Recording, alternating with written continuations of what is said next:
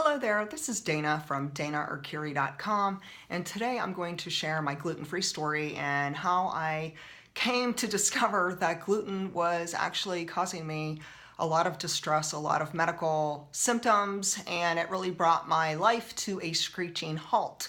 So prior to finding out that I had a problem with gluten, I had already been diagnosed with primary fibromyalgia, which is an autoimmune disorder, in which you have aching muscles and all these symptoms that go along with it. And nevertheless, I had been struggling for 9 years with fibromyalgia. But I think the turn of events happened after I was tapering off of various medications one by one. So in 2010, 2011, I was tapering off some really harsh prescriptions and I was going through withdrawals and it was like hell on earth. And in the middle of this horrible time in my life, I'm talking disabled, homebound, can't function kind of situation in my life, I had ended up with like 20 to 30 ulcers in my mouth. So everywhere in my mouth, I'm talking inside my mouth, on my gums, on my tongue, outside my mouth, going down my throat, these horrible red inflamed ulcers. And now we're not talking, the kind you get every month before your period, or the kind like when you eat lemons or Italian food. No. We are talking full-blown ulcers covering my mouth. I couldn't eat, I couldn't sleep, I couldn't drink, I couldn't swallow, I couldn't function. I was a hot mess. And so I went to my oral surgeon thinking maybe there's something else going on. And so he took a look and he said, "You have stress." And I thought to myself, not a good answer, not a good enough answer. Everybody has stress, but not everybody has like 20 to 30 inflamed, excruciating, painful ulcers in their mouth.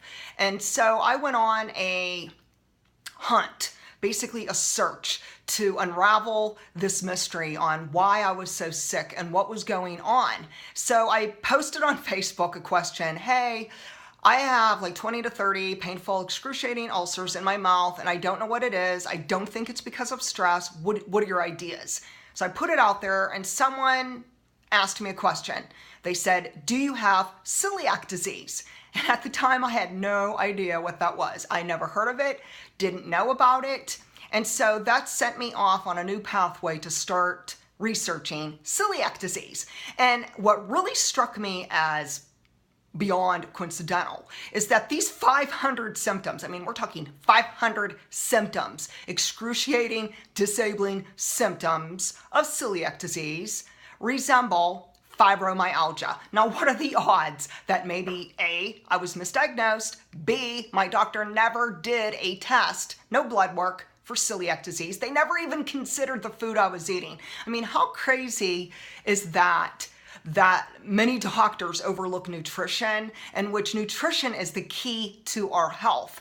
And so my symptoms at the time, like I said, super duper disabling. There's a list, okay? I have the list. Nevertheless, it was super urgency and urinating. We're not talking on the hour. We're talking every 2 to 3 minutes. Running to the bathroom, just sometimes staying in the restroom because that's all I did was urinate. It was a dribble. It was difficult. It was painful. It was burning. It was inflaming. My back was aching. My stomach was bloated. I had abdominal pain. I had just horrific pressure in my bladder, like I had a urinary tract infection. And when I would get blood work done, they would say it was negative, that there was no UTI. So it was a mystery in itself. Then on top of it, I had low lumbar pain, pelvic pain. I had chronic kidney stones. And I'm talking super painful kidney stones in which it felt worse than natural childbirth. And mind you, I gave birth to 3 children. I have had some natural childbirth experiences, no drugs, and I was able to do it. And this troubling kidney stone pain was worse than childbirth. And nevertheless, doctors couldn't come up with a conclusion other than thinking maybe you have interstitial cystitis. Now why do I have 30 sores in my mouth if I have IC? IC stands for interstitial cystitis. Cystitis, it is a long word. IC is a simple way to talk about it without going into huge explanation. Check that out yourself. But it is horrendous in itself, in which they have barbaric treatments and different forms of procedures that are just unnatural. Nevertheless, I was in a place where I was so desperate to find help. I didn't know what to do. And this person led me on this path to research celiac disease, in which it really was similar to fibromyalgia as far as symptoms.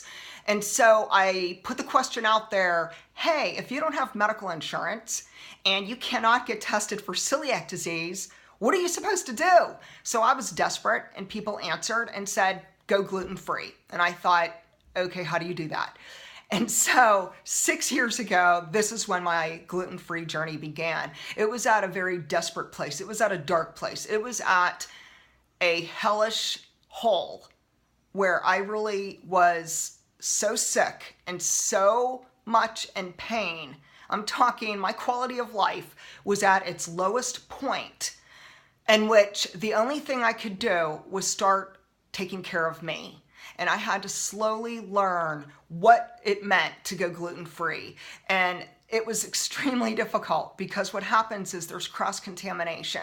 And we're not talking just restaurants where there's cross-contamination. We're talking in facilities that manufacture products that are supposed to be gluten-free. So you have this like double-edged sword where you're seeking to eat gluten-free, and yet when you purchase or go to these places that supposedly are supposed to be gluten-free, in actuality there's cross-contamination happening in the kitchens or in the facility or in the manufacturing, and some method they're using equipment or tools that are not 100% gluten-free, in which you then become, I call it glutened, and you become very sick. And it could just be this vicious cycle in which you go a long time super sick, in which your small intestines are inflamed. You can end up with leaky gut syndrome, candida, not to mention all the other troubling symptoms, because there's just too many to list right here. Nevertheless, that was the beginning of my story of going gluten-free, in which I had to troubleshoot and figure it out on my own. And so then we'll go into, in future videos, I will go into how I did this, how I actually was able to become 100% gluten-free, at least most of the time gluten-free. I mean, we always have to always keep in mind there is cross-contamination. It will happen.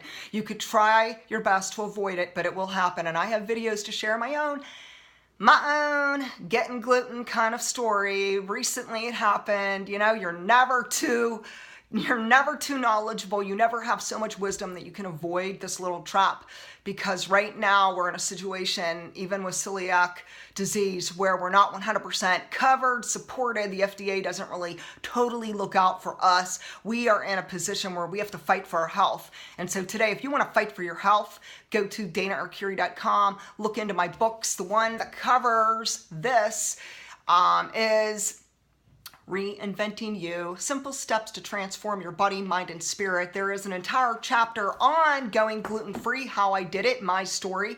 And then if you go to the index of the book, there's all these resources at your fingertips to help you take back control of your health, to help you to renew your own idea of nutrition, to gain knowledge, to gain wisdom, to really empower yourself to understand what is celiac disease, what is a gluten intolerance, and to consider the simple steps in which you can focus on your wellness and prevent yourself from getting contaminated at least 99% of the time.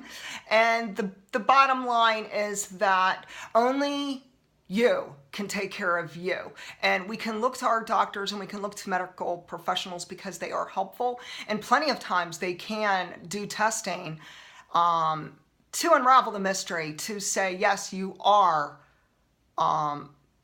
intolerant to gluten, or you have a sensitivity, or to do the blood work that does show a positive for the celiac disease. However, there's at least 87% of the people on earth who are being tested for celiac disease, and it is negative. So nevertheless, if that is you, let's not get caught up on celiac disease or not get caught up on, oh, she or he is gluten intolerant. Either way, it still comes down to we must remain on this diet. We must be following these food restrictions, and actually this isn't just about food either, so that's a whole other video in itself, because now we're getting into products that we touch, that we consume, or that we place on our skin or topically every day that may contain gluten that could have a dire implication to our health.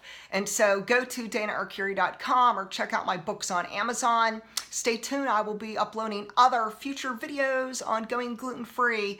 You can do it, and I'm going to help you. So check it out. Take care. Bye-bye.